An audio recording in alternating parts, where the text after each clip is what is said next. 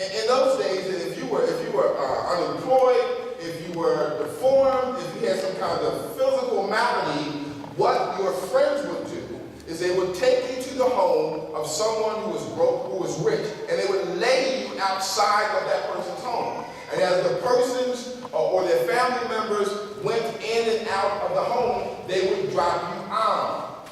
They would give you pieces of food. They may give you a coin or something. Because in a lot of third world countries, even today, in places like Senegal, they have a caste system, C-S-T-E, caste. And if you're a part of a caste system, one, you could not work your way out.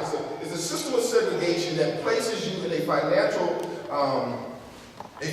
status that your family doesn't come out of. And in some caste systems, there is what they call a beggar caste.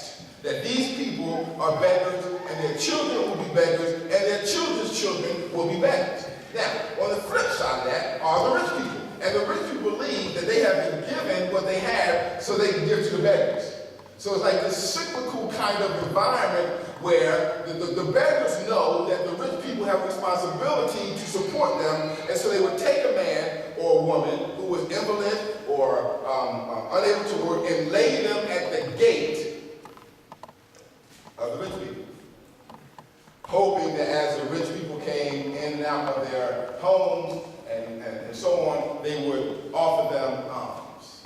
It was an act of worship. As a matter of fact, you would most often, when someone gave alms to a beggar, they saw themselves as being part of the hand of God in that person's life. It was really interesting when I was in synagogue a couple of years ago that they were telling us that there was a class called the beggar class, and that the people who had money understood that part of their role as honoring their God was to give alms to the poor. 2012, still same principle.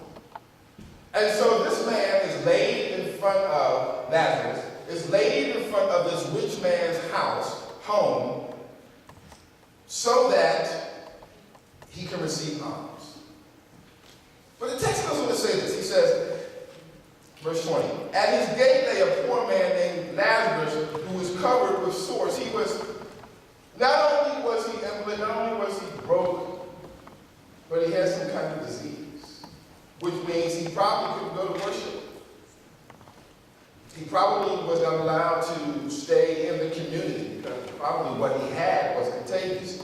The text goes on to say that dogs would come and lick his sores and lick his wounds. He could not fend for himself. But what's interesting about the text is, in verse 19, the rich man is referred to as the rich man. But in verse 20, the poor man is referred to as Lazarus. Now Lazarus, the name means God is my help.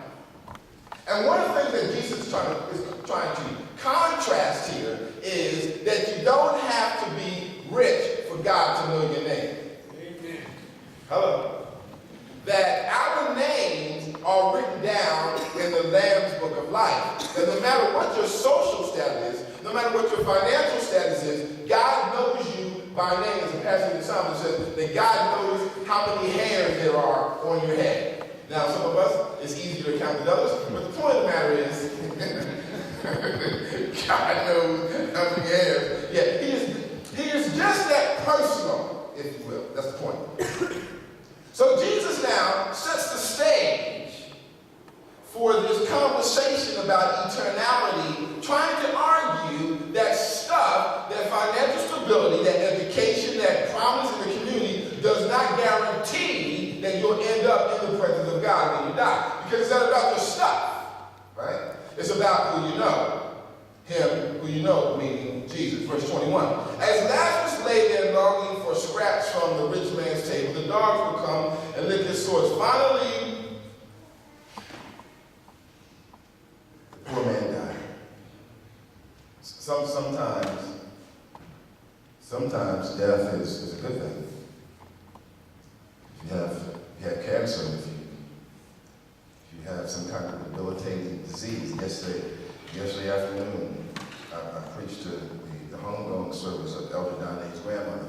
She had been ill, and I can only imagine that she was ready to go.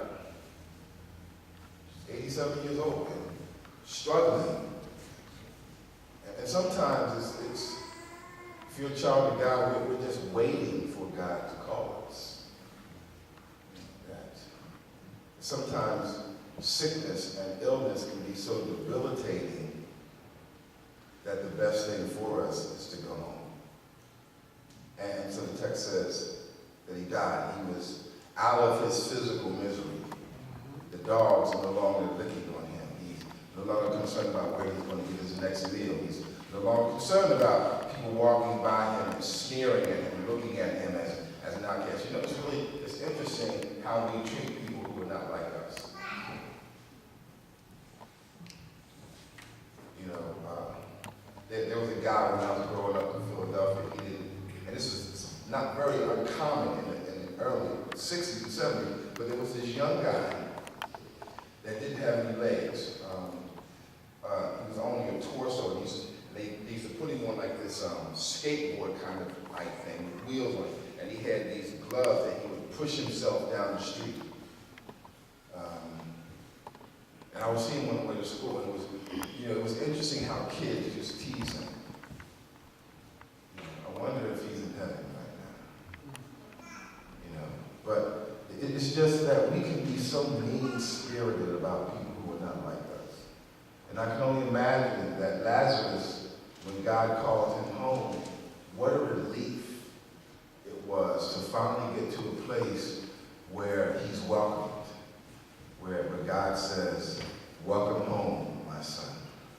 And so Jesus paints this picture in stage 1, act 1, of this rich man and this poor man. But then the text says in verse 22, finally the rich man, the poor man died. He was carried by the angels to be with Abraham, or to Abraham's bosom. And that is the Old Testament way of expressing the presence of God, or heaven, if you will. And so this poor man died. And the whole purpose of the parable is to demonstrate to us that you don't have to be rich to go to heaven, and that when you do die, God will come get you. The text says that the angels came to get him, verse 22b. The rich man died also and was buried, and his soul went to a place of the dead.